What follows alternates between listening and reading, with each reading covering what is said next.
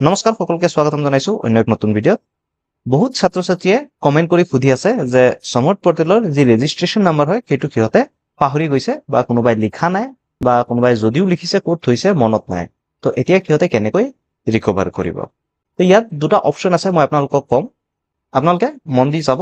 তো প্ৰথম কথাটো হ'ল যে আপোনালোকৰ ৰেজিষ্ট্ৰেশ্যন নাম্বাৰটো আপোনালোকে পাহৰিছে, কিন্তু আপোনালোকৰ আৰু এটা অপশ্যন ইয়াত দিয়া আছে যে অৰ ৰেজিষ্টাৰ্ড ইমেইল।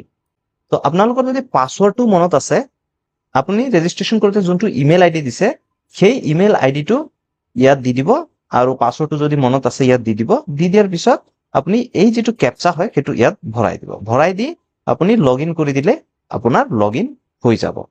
আপোনাৰ ৰেজিষ্ট্ৰেশ্যন নাম্বাৰটো পাহৰি গ'লেও আপোনালোকে ৰেজিষ্ট্ৰেশ্যন নাম্বাৰটো যেতিয়া registered email ID the log in কৰিব তাত শ্ব' কৰিব, আপোনালোকে চাব পাৰিব।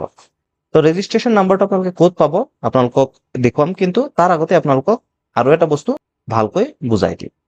আৰু যদি আপোনালোকৰ পাছৱৰ্ডটো মনত নাই আপোনালোকে কি কৰিব সেইটো আপোনালোকক কৈ দিছো। তো তললৈ আহিলে আপোনালোকে এটা অপশ্যন পাব যে ফৰগট পাছৱৰ্ড। ইয়াত আপুনি ক্লিক কৰি দিব।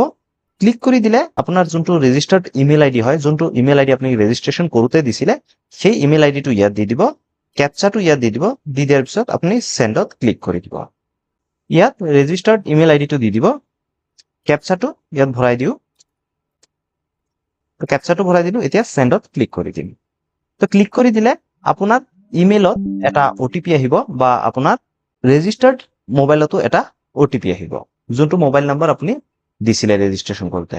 তো আপুনি ইমেইলত যোনটো OTP পাইছে সেইটো ইয়াত ভৰাই দিব এই ওপৰৰ লাইনটোত, আৰু যোনটো OTP আপুনি মোবাইলত পাইছিলে অৰ্থাৎ আপোনাৰ ৰেজিষ্টাৰ্ড মোবাইল নাম্বাৰত পাইছিলে সেইটো ইয়াত দি দিব। দি দিয়াৰ পিছত আপুনি কি কৰিব, এটা নতুনকে পাছৱৰ্ড বনাব লাগিব, আৰু সেই পাছৱৰ্ডটো ইয়াত লিখি দিব। সেম পাছৱৰ্ড আকৌ ইয়াতো লিখি দিব লাগিব। আপুনি পাছৱৰ্ডটো দুবাৰকে লিখিব লাগিব, ইয়াত এবাৰ আৰু ইয়াত এবাৰ। লিখি দিয়াৰ পিছত এই কেপচাটো ইয়াত ভৰাই দিব। ভৰাই দি আপুনি ছাবমিট OTP যেতিয়া ক্লিক কৰি দিব আপোনাৰ পাছৱৰ্ড ছেট হৈ যাব।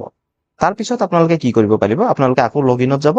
লগ ইনত যোৱাৰ পিছত ইয়াত আপোনাৰ ৰেজিষ্টাৰ্ড ইমেইল আইডি দি দিব, ইয়াত পাছৱৰ্ডটো দি দিব, যোনটো পাছৱৰ্ড আপুনি এইমাত্ৰ বনালে সেইটো দিব, আৰু তাৰে পিছত এই কেপচাটো ইয়াত দি দিব। দি লগ ইনত ক্লিক কৰি দিব। ক্লিক কৰি দিলে আপুনি এনেকুৱা এখন ইণ্টাৰফেচ পাব। এতিয়া আপোনাৰ ৰেজিষ্টাৰ্ড নাম্বাৰ যিটো হয়, অৰ্থাৎ আপোনাৰ যি ৰেজিষ্ট্ৰেশ্যন নাম্বাৰ হয় সেইটো ইয়াতে আপোনাৰ নামৰ তলতে আহি থাকিব। এই নাম্বাৰটো আপোনালোকে লিখি থৈ দিব পাৰে।